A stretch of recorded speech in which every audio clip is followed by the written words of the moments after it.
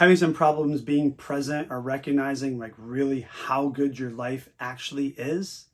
Well, we're going to help you figure out how to transform that today.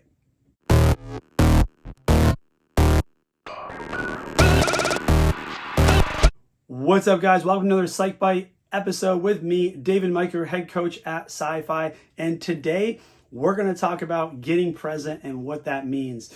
So if you guys have been following us in 2021, one of the big lessons that I've come across is what I call this is it. It is a reminder to me that this moment right now is the only moment that matters. It gets me immediately present to what's going on and immediately reminds me that this is the most important thing I need to focus on right now.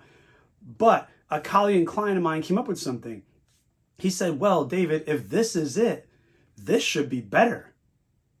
And I had to sit back for a second. I go, wow, he's right.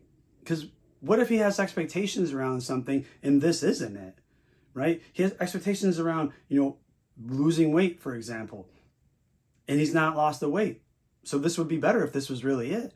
He had aspirations around, being a better father and a better husband, and he wasn't there yet. So how could this be it if this should be better? Also, he wanted to be more successful in his business, and this wasn't it. He wasn't there yet. So it got me thinking, well, can this be it and still want it to be better? And then I realized the dichotomy of David. Of course it is. One of the other biggest lessons that I've struggled with my entire life is this kind of gray area that we have, that we can be both good and bad, that we can be, strong and weak, that we can be vulnerable, and impenetrable, that we can be two different people at the same time and kind of exist in this gray area. And this is the same thing with us being present. Us being present doesn't necessarily mean that this is all of it.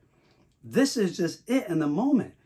All of it is something that we kind of strive for. It's wanting more, but being okay with that. But we can't want more and be in a good headspace if we're not content right where we are. Because that contentment allows us to activate from a different place, a place of fun, of freedom, prefrontal cortex thinking about where we're going to get to the next, how we're going to get to the next steps. When we're in that place of this isn't it and this isn't enough, scarcity mindset, we're in our amygdala, and we know that while we're in our amygdala, we simply can't have the best ideas possible.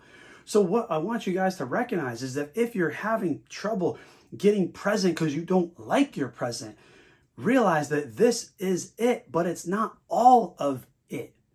You can still want more. We can still be striving to do more, be more, get more. That's okay. But until we come to that place of contentment, that place of peace, that place of presence, we're always going to be coming at it from the wrong part of our brains, from the wrong part of our hearts, and we're going to get those results that don't actually last.